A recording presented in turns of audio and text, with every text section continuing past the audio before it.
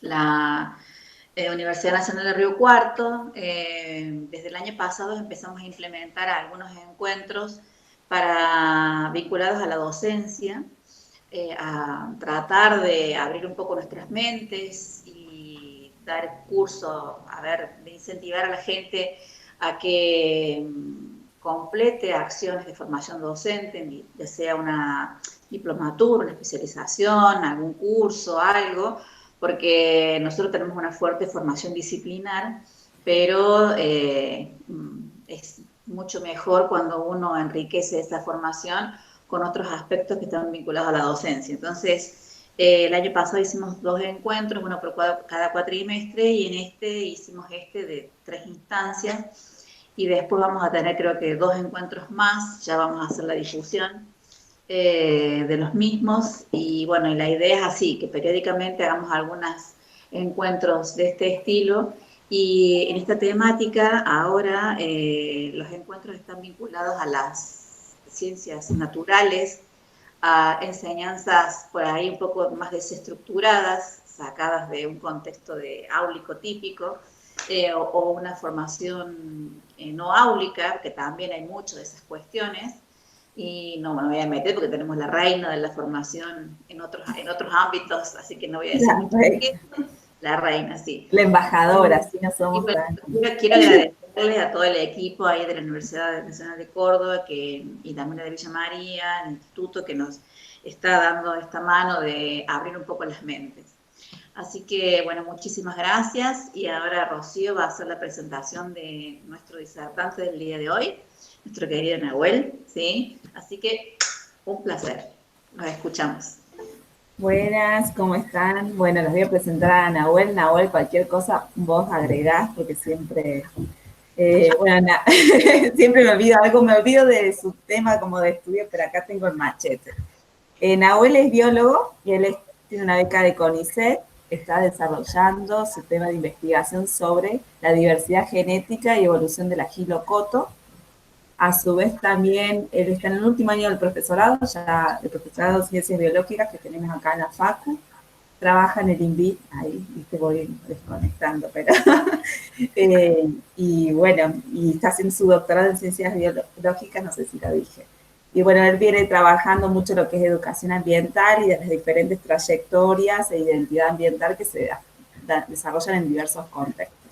En esto venimos trabajando desde la UNI, acá de Córdoba, y a su vez también desde la Universidad Nacional de Villa María, con proyectos que tienen que ver con las ecologías, y bueno, él siempre hace su aporte desde la botánica y desde la parte educativa, que bueno, creo que es uno de los pocos que el proyecto que logra hibridar bien esas dos cuestiones, y en el trabajo permanente, digamos, de la educación ambiental, la psicología ambiental, y bueno, temas que están muy interesantes, y que Nahuel hace un recorrido y unas lecturas nuevas, recientes, que son construcción propia y que, bueno, que seguramente les va a contar ahora, y cualquier cosa, Nahuel, vos decís. Bien, ¿cómo va? Buen día a todos, a todas. Bueno, ya Rocío estuvo por demás bien la presentación, muchas flores, así que ahí voy a compartir la pantalla y vamos a empezar.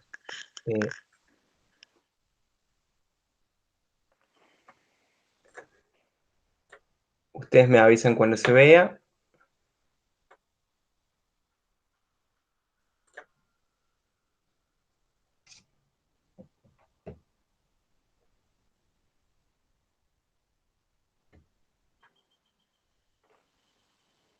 ¿Todavía no se ve?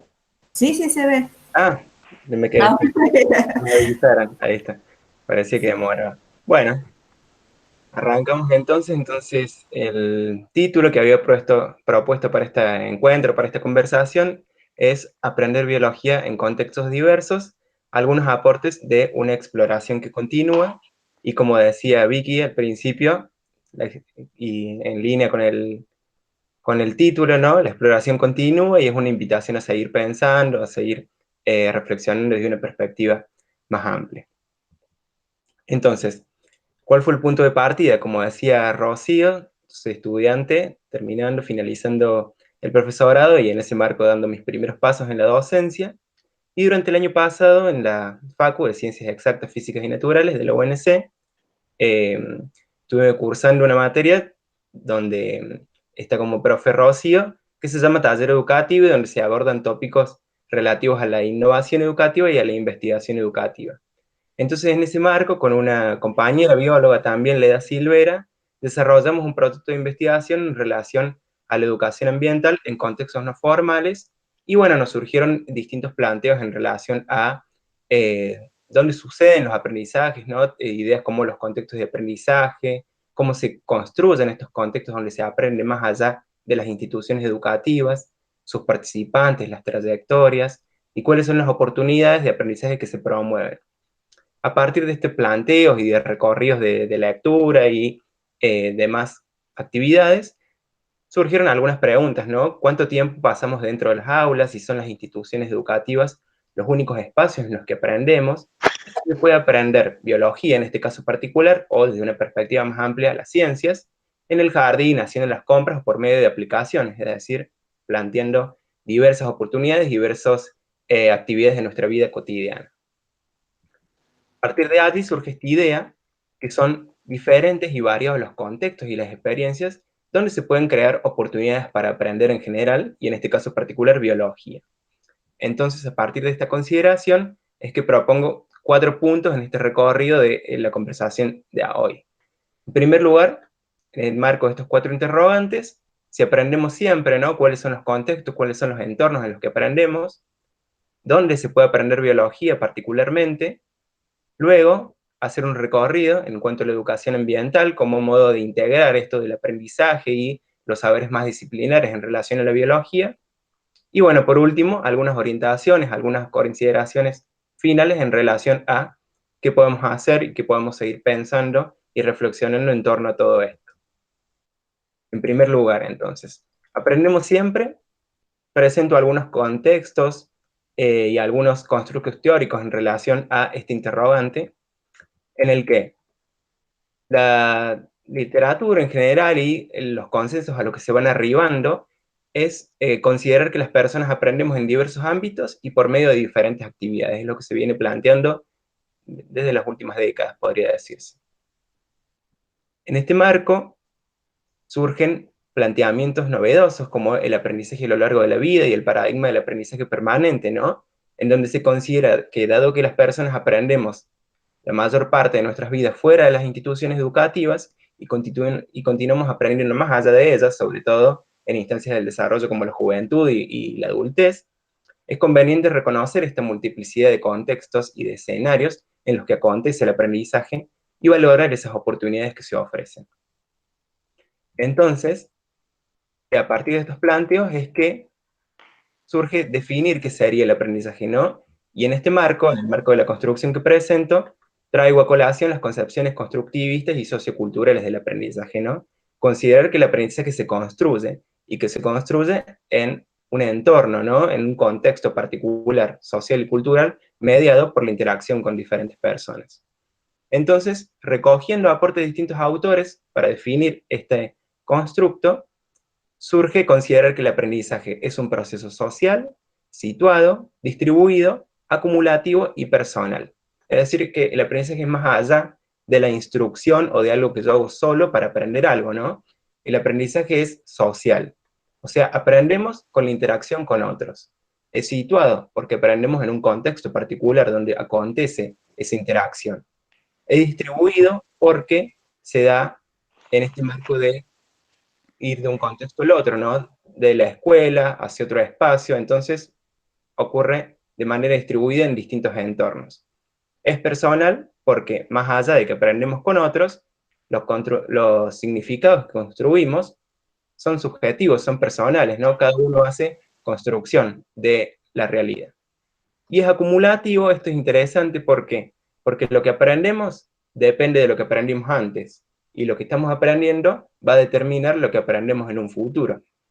Es decir, que estos saberes, por ejemplo, si pensamos en la escuela o en la universidad, lo que yo aprendo en la universidad depende de mis experiencias previas, tanto en lo relativo que aprendí en la escuela o en lo relativo a la cultura del hogar, o si fue alguna otra actividad, por ejemplo, una actividad extracurricular como el aprendizaje de inglés.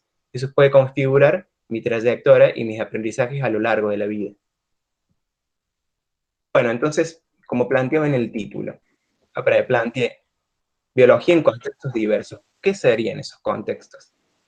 Y bueno, aquí presento que lo que la literatura está más presente es la definición de los contextos de aprendizaje, clasificados en formales, no formales e informales. Lo formal, bueno, lo relativo a la educación formal, que tiene una intencionalidad educativa, que está arreglada, que tiene una titulación.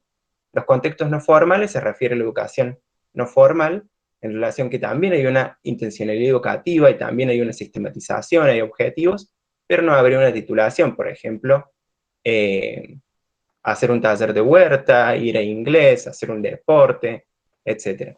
Y en cuanto a lo informal, esto es interesante porque los aprendizajes informal tienen que ver con lo que transcurre en la vida cotidiana de manera subordinada con otros procesos, donde tienen mayor preponderancia la recreación, el ocio, la socialización.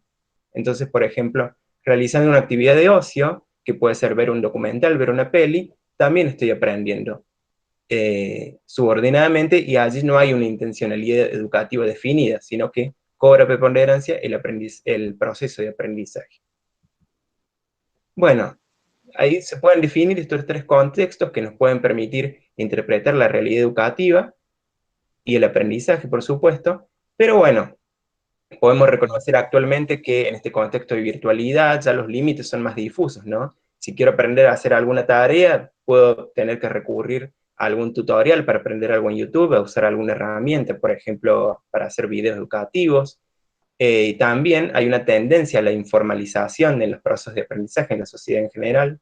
Ya no es tan considerable el aporte que realizan las instituciones educativas, sino que ya empieza a haber un continuo de experiencias de aprendizaje en relación al dinamismo y los cambios que acontecen en la sociedad. En este sentido es que los autores plantean que los límites entre los contextos son difusos y conviene considerar los entornos y las oportunidades donde se aprende como un continuo de experiencias de aprendizaje, donde intervienen, por supuesto, el papel preponderante de las instituciones educativas, pero también hay interacción con lo no formal y con lo informal, planteando esta idea de continuo. Entonces, a partir de estos planteos surgen en la investigación educativa otros constructos teóricos, como los contextos híbridos y las ecologías de aprendizaje, que nos invitan a considerar este continuo de experiencias de aprendizaje. En el marco de las ecologías, se habla de que una ecología de aprendizaje es una configuración que emerge del conjunto de los entornos, de las interacciones que se dan. Entonces, por ejemplo, en esta figura, la ecología es lo que emerge de la interacción entre la escuela, la familia, un viaje, un deporte, el contacto con la naturaleza, el uso de tecnologías, etc. Entonces son perspectivas que nos invitan a pensar de una manera más amplia e integral en torno al aprendizaje. Y a lo que voy, ¿a qué quiero hacer referencia con esto? A que cada contexto específico del aprendizaje lo podemos ver como una posibilidad, es decir, un conjunto de modalidades, de experiencias, de participantes, de herramientas que nos permiten construir saberes compartidos. Y la idea es pensarlos, reconocerlos y valorizarlos. Y ahora sí, pasando a lo que cobra protagonismo en esta charla, es dónde se puede aprender biología, cuáles son esos contextos a los que me refiero.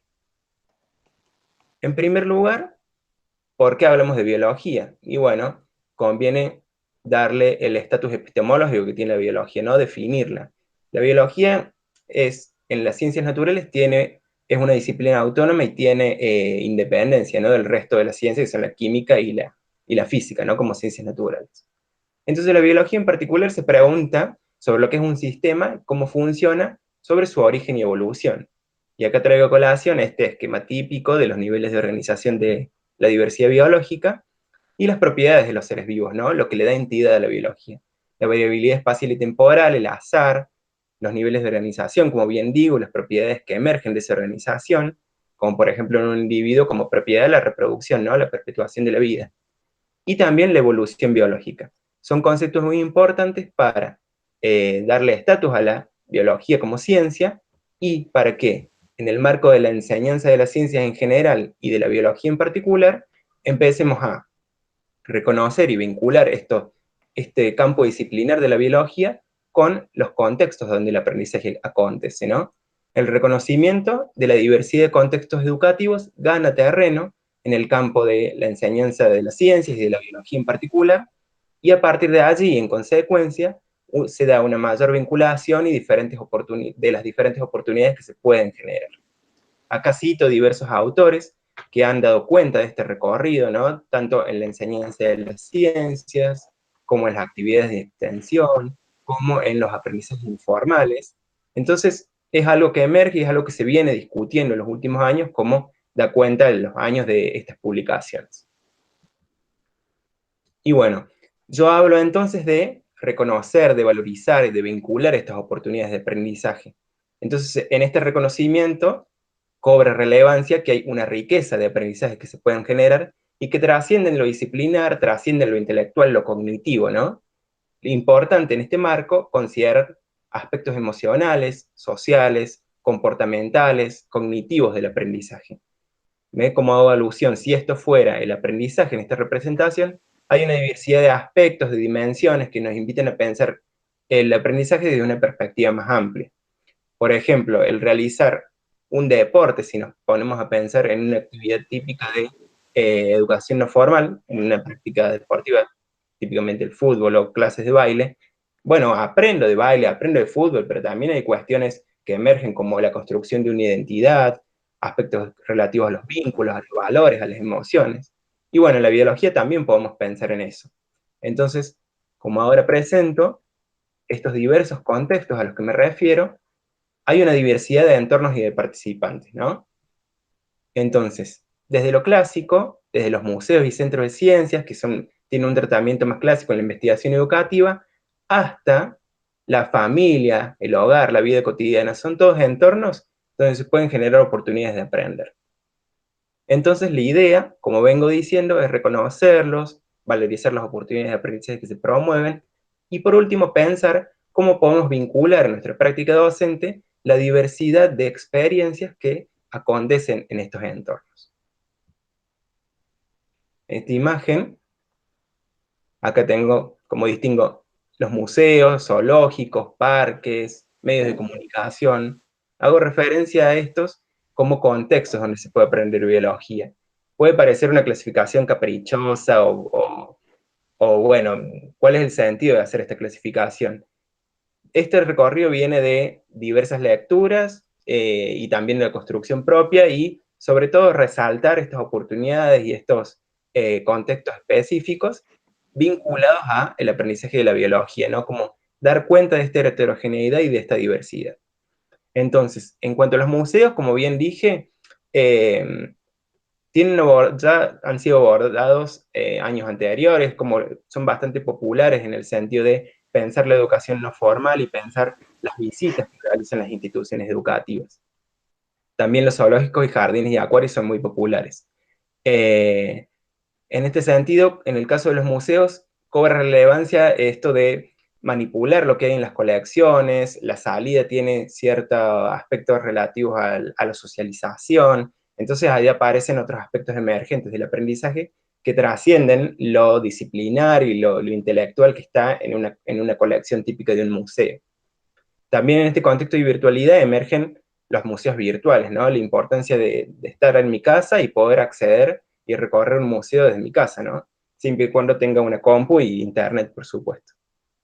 En el caso de estos entornos, los zoológicos, los jardines, los acuarios, con relevancia en el sentido de que para la biología ya es una representación más realista de la biodiversidad, ¿no? Ya tengo el animal, hago un contacto con la planta, con el animal. Obviamente que en el caso de los zoológicos hay una discusión en torno a si los animales están ahí solamente como exhibición y para recreación, o cuáles son las oportunidades de aprendizaje y las prácticas educativas que acontecen en dichos espacios, ¿no? Por supuesto que hay aspectos para discutir y mejorar, pero son entornos donde hay oportunidades para aprender. En el caso de parques, reservas, sitios de ecoturismo, etcétera, allí ya estamos hablando de contextos más naturales, con menor impacto antrópico. Entonces, ahí podemos aprender a través de una relación y de una representación de la biodiversidad mucho más realista, ¿no? Entonces, son sitios donde predomina esta idea de favorecer el contacto directo y de primera mano con la naturaleza, también el desarrollo de prácticas científicas que tienen que ver con lo que puede suceder en un espacio como una reserva, ¿no? En el sentido de la observación, de proponerse una pregunta, de manejar variables, ¿no? Ahí, en esos entornos se pueden enriquecer los aprendizajes que se pueden generar. Y también, como acá expreso, hay un sitio de ecoturismo donde las personas van a hacer una visita y bueno, la idea es la recreación, pero se pueden generar oportunidades para aprender, hay recorridos donde tenés carteles que te ayudan en la interpretación ambiental, entonces ahí el aprendizaje está subordinado, pero acontece. Y por último, acá un pequeño comentario de los medios de comunicación, desde lo clásico, desde lo escrito hasta lo digital, ¿no? Podemos aprender leyendo de un medio de comunicación, de una noticia, por ejemplo, esta investigación sobre la biología compleja del coronavirus.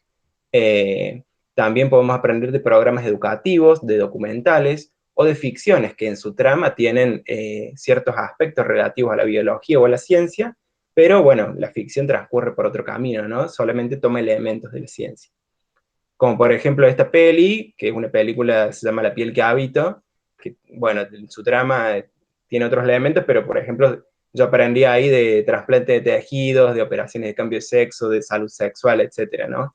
Entonces ahí hay oportunidades de aprender, aunque la finalidad de la peli no sea esa. Bueno, ¿qué es lo que quiero destacar acá? Acá puse fake news, no porque esta noticia sea una fake news, ni porque tenga nada contra Infobae, pero se me ocurrió esto, ¿no? De que vinculándolo con la educación formal, la información que está presente en las noticias, bueno, nos puede permitir discutir sobre esa información, favorecer el pensamiento crítico, pensar sobre las fuentes de información y cómo corroborar su veracidad, ¿no? Y también que los medios de comunicación son fuente de ideas previas, de concepciones alternativas que llegan a los entornos educativos formales. Acá, haciendo un recorrido por otros contextos que son más emergentes o que tienen menor tratamiento en la literatura, o son más modernos, para comenzar, las redes sociales, las aplicaciones, ¿no? Como en cuanto a los medios de comunicación, como algo más actual y más novedoso. Ahí aparecen los videojuegos, que pueden tener o no una funcionalidad educativa, y pueden ser traídos en los contextos educativos para trabajar. También un ejemplo aquí, una noticia, ¿no? Dice, descubren una nueva especie por Twitter, ¿no? Y ahí vemos una conexión entre el medio de comunicación, la red social, y el descubrimiento de una nueva especie para la ciencia, ¿no? Hay un involucramiento de distintos contextos. Y ahí emergen planteos de la ciencia ciudadana, ¿no? Donde se vinculan profesionales y ciudadanos no especializados, y se promueve la construcción del conocimiento científico, el uso de aplicaciones como naturalista o esta. Otros contextos, movimientos, organizaciones, voluntariados, cooperativas, ¿no? Bueno, acá se presenta la diversidad de trayectorias y de participantes, como vengo diciendo, haciendo referencia a esta organización para la defensa del ambiente, el movimiento de Scout, o cooperativas que venden sus productos en ferias, ¿no? Y estos contextos, con la diversidad de participantes, pueden tener o no una función educativa, pueden tenerlo, por ejemplo, al brindar talleres, al estar abiertos a actividades de extensión. Entonces, hay un vínculo, hay una hibridación, ¿no? En esta tendencia a la informalización que vengo mencionando, y se hace visible, se hace relevante esta idea de que el aprendizaje acontece en distintos entornos y que se daría como un sistema o una ecología en ese aprendizaje. En cuanto a los viveros y las huertas, han cobrado más relevancia en las escuelas, esto de la idea del contacto directo con la naturaleza, de el contacto de primera mano, ¿no? Entonces, en el sentido de el desarrollo de prácticas sostenibles, prácticas agroecológicas, el sentido de agencia, esto de la idea de ser consciente de mis acciones y visibilizar que puedo hacer un cambio en este sentido, tanto en viveros como en huertas que van ganando terreno en las instituciones, pero hay otros planteos, por ejemplo, desde la psicología comunitaria, en donde se da cuenta de que estos entornos, ya sea en una escuela o en una huerta de un barrio, permiten esto de generar vínculos, habilidades socioemocionales, dar un sentido de identidad y de pertenencia con el lugar. Entonces ya el aprendizaje va más allá de lo que aprendo del cultivo de la planta, sino que refuerza vínculos, hay experiencias en relación a los afectos, a las emociones, y da cuenta de la diversidad del aprendizaje. Bueno, por último, en cuanto a la familia y el hogar y la vida cotidiana, si bien es difícil saber qué se aprende en la vida cotidiana o puede resultar de poca utilidad si uno pensara, reflexionar sobre qué aprende en la vida cotidiana y cómo eso puede trasladarse a los espacios de las aulas, pero sí es una discusión que viene transcurriendo hace rato en relación a las ideas previas, a las concepciones alternativas, y a indagar en este sentido. Entonces, experiencias que van desde el mascotismo, ¿no? El cuidado de una mascota, ir al supermercado, comprar en el mercado y ver la variedad de verduras, ir al hospital y aprender algunos aspectos relativos a la salud, son experiencias que nos permiten hacer un puente epistemológico, ¿no? Recuperar esos saberes previos en los espacios de las aulas y vincularlos hacia el conocimiento escolar, hacia el conocimiento científico. Y bueno, esa sería la idea en este caso, visibilizar que, bueno, el aprendizaje acontece en un montón de contextos, en este caso particular de la biología, y bueno, la importancia de reconocerlos, de valorizarlos y de generar vínculos, ¿no? Entre los distintos contextos. En este sentido, educación ambiental les planteaba. ¿Por qué? Bueno, la educación ambiental, como su nombre lo dice, educación ambiental, ¿no? Tiene una perspectiva educativa y en relación a las ciencias ambientales, o sea, es interdisciplinaria. También la educación ambiental acontece en los espacios de las aulas, en contextos no formales y en la práctica cotidiana, hasta cuando voy a comprar un vivero y de ahí me decido por una especie re bonita, pero traída de Europa, o una especie nativa, ¿no? Entonces, la educación ambiental está presente y el concepto de ambiente está presente en diversos ámbitos. Entonces, como decía, la educación ambiental nos da cuenta de esta diversidad de trayectorias, de contextos y de participantes, del carácter inter y transdisciplinario, y lo que viene apareciendo paulatinamente en las discusiones teóricas y en la investigación en torno a la educación ambiental es esta idea de integrar las dimensiones afectivas, sociales y cognitivas del aprendizaje. Entonces, como doy cuenta en esta figura, en espacios de aulas, espacios de educación no formal, también organizaciones que tienen como su bandera la defensa del ambiente, la sustentabilidad, ¿no? Son todos entornos donde hay una vinculación y donde aparece esta emergencia de el aprendizaje en contextos diversos y que el aprendizaje va más allá, en este caso de la educación ambiental, sino también del vínculo, del afecto, de las emociones que nos generan naturales. A partir de estas consideraciones, acá a la izquierda, planteos originarios de educación ambiental y a la derecha planteos más modernos, en donde se da cuenta de lo que vengo diciendo. La educación ambiental desde sus orígenes se planteó con un carácter extraescolar y escolar, dirigido al público en general, a todos los niveles de enseñanza, es decir, ya se viene hablando de estos contextos de aprendizaje más allá de las instituciones, pero son planteos que venían más orientados, estamos hablando de la década del 60, del 70, ordenar y controlar el medio, ¿no? Perspectivas más antrópicas, más centradas en el humano. Ya pasando de, bueno, distintas perspectivas, discusiones teóricas, programas, proyectos, acciones en el terreno propiamente dichas, es que se advierte y se reformula la educación ambiental, ¿no? Entonces la educación ambiental impulsa proyectos educativos integrales, ¿no? El aprendizaje desde una propuesta más integral, en los cuales distintos conocimientos, saberes, valores, prácticas ambientales confluyen y aportan, no solo a saber sobre el ambiente, sino a la formación ciudadana y al ejercicio de un ambiente sano.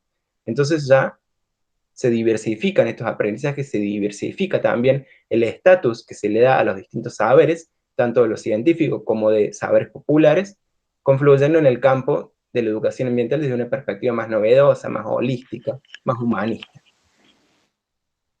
Así como yo decía, la educación ambiental y la formación ciudadana, ¿no? Surgen planteos novedosos como la educación para la ciudadanía ambiental. ¿A qué se refiere esta ciudadanía ambiental?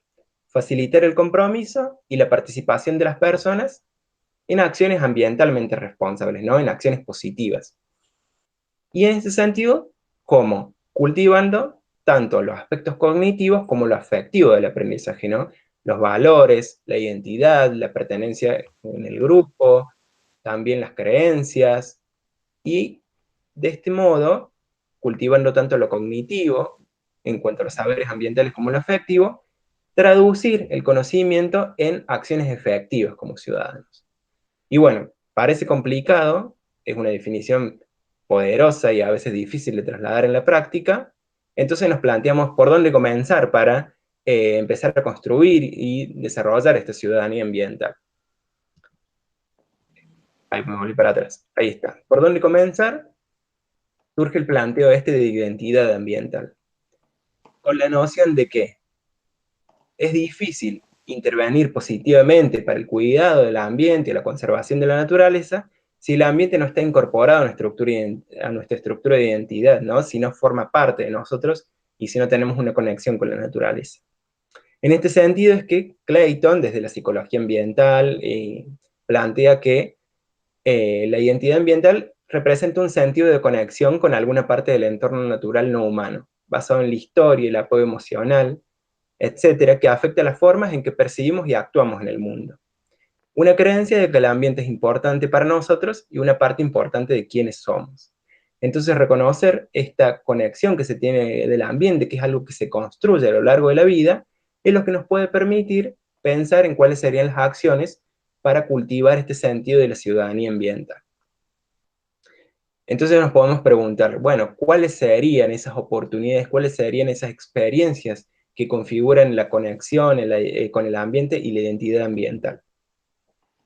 Entonces ahí hay distintas investigaciones que se han tenido como objetivo investigar en este sentido y se preguntaban qué tipo de experiencias son las que configuran la identidad ambiental y promueven el desarrollo de prácticas ambientales, de prácticas sostenibles, ¿no? Y un ejercicio de la ciudadanía responsable.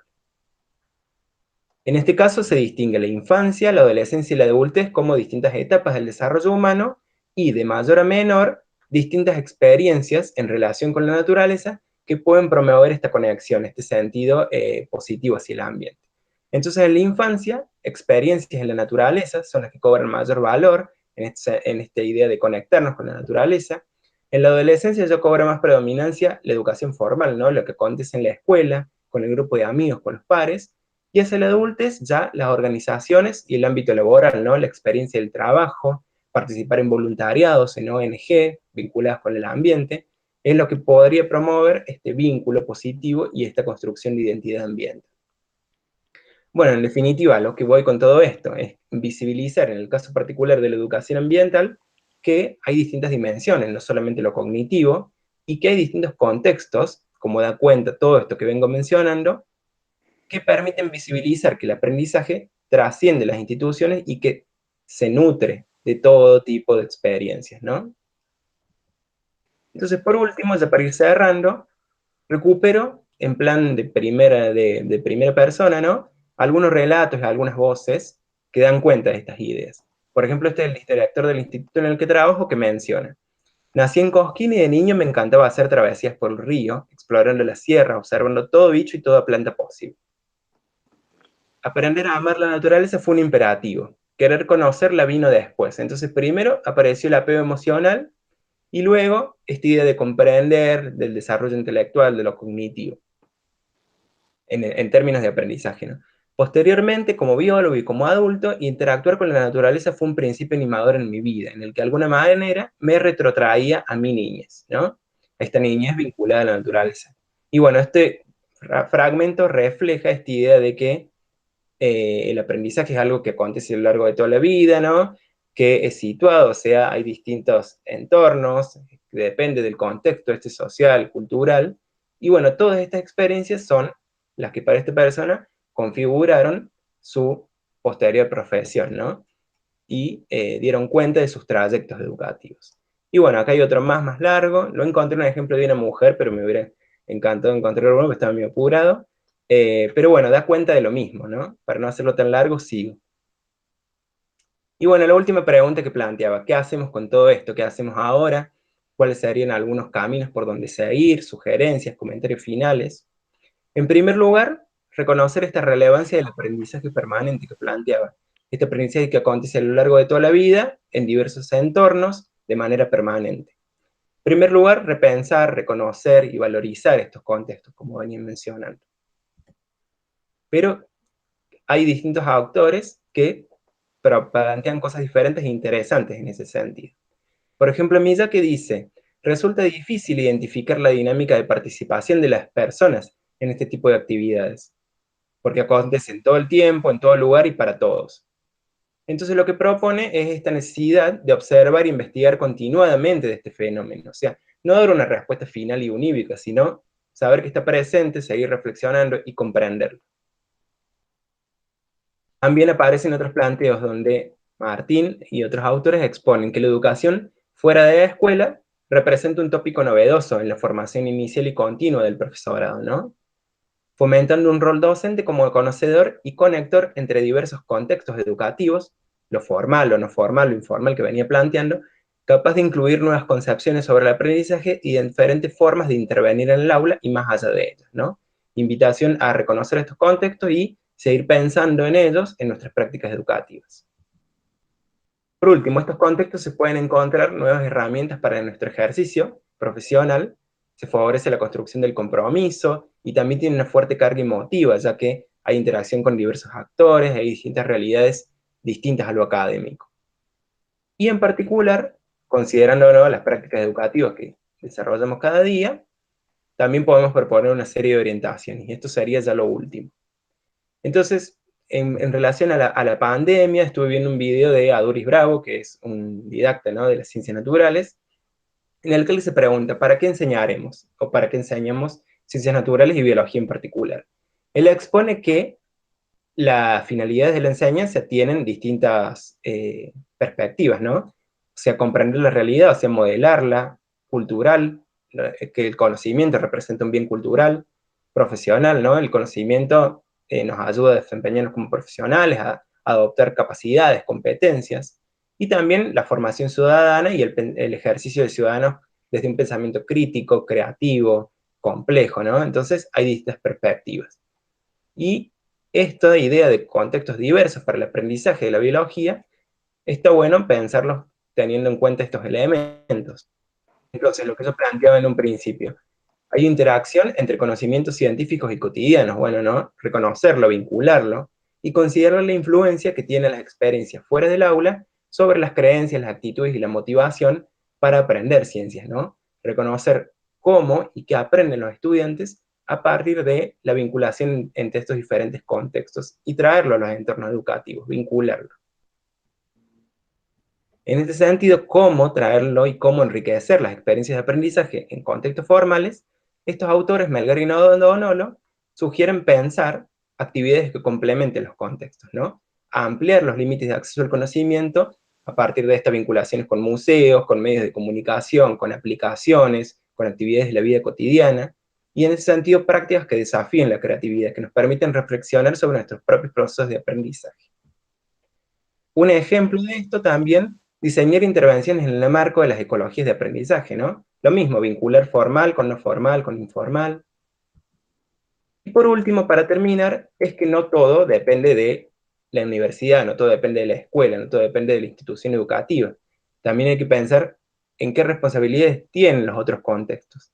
En este sentido, Reni, hablando de los museos, propone hablar de un sistema de educación en ciencias, en lo cual tenemos la institución educativa como la escuela, el museo y otros entornos informales. Entonces, las oportunidades de aprendizaje en estos contextos pueden ser potenciadas a partir de una mayor vinculación entre las instituciones, y en este caso de los museos que él habla, favorecer que en esos entornos se desarrollen prácticas educativas que sean reflexivas, basadas en evidencias, y que se construyan y se expongan modelos de ciencia más sofisticados. Y en ese sentido, que no todo depende de la institución educativa, por ejemplo, la universidad, sino que también otros actores de la sociedad deben reflexionar en este sentido.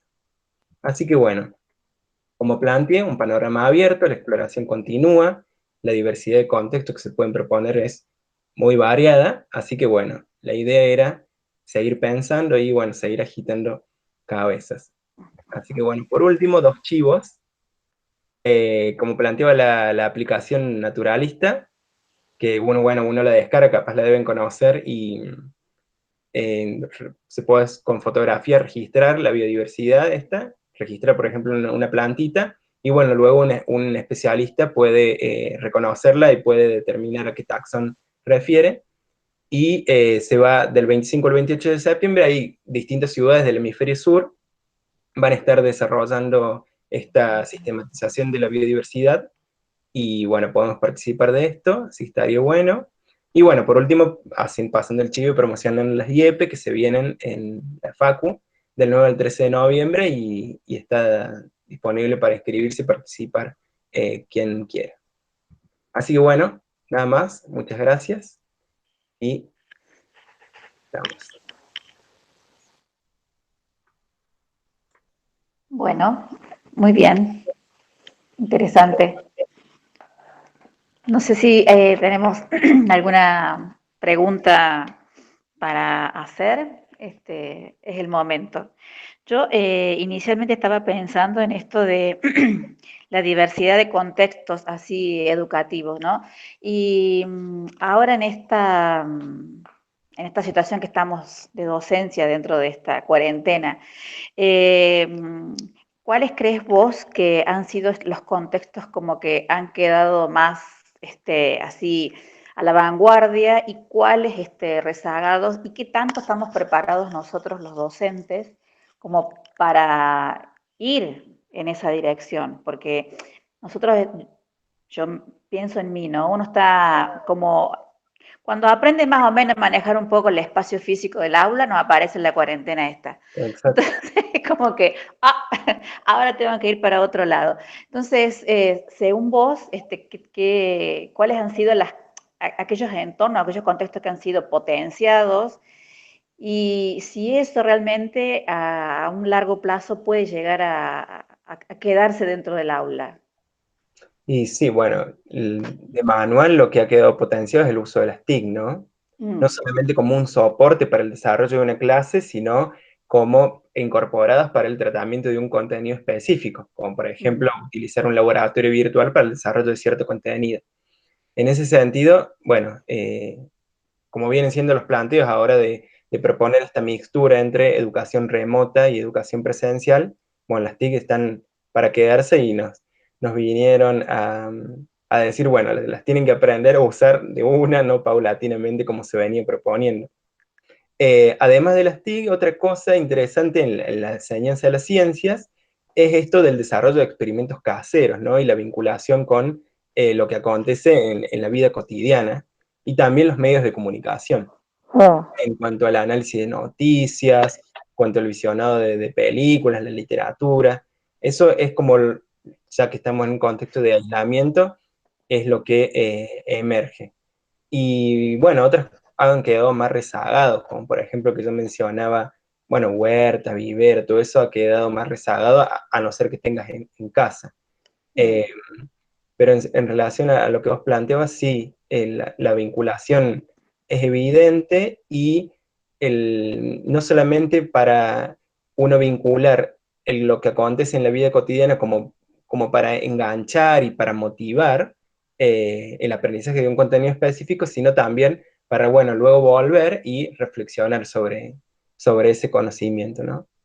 Eso es como lo que se viene discutiendo, repensando en el qué enseñamos, el para qué enseñamos y el cómo enseñamos. Bueno, si escribimos a esta idea de que el conocimiento nos permite comprender la realidad, bueno, vincular esa realidad y ese conocimiento cotidiano que tienen los estudiantes con otras formas de saber que vendría dado por el conocimiento científico. Bien. Bueno, no sé si hay alguna otra pregunta por ahí dando vuelta para Nahuel.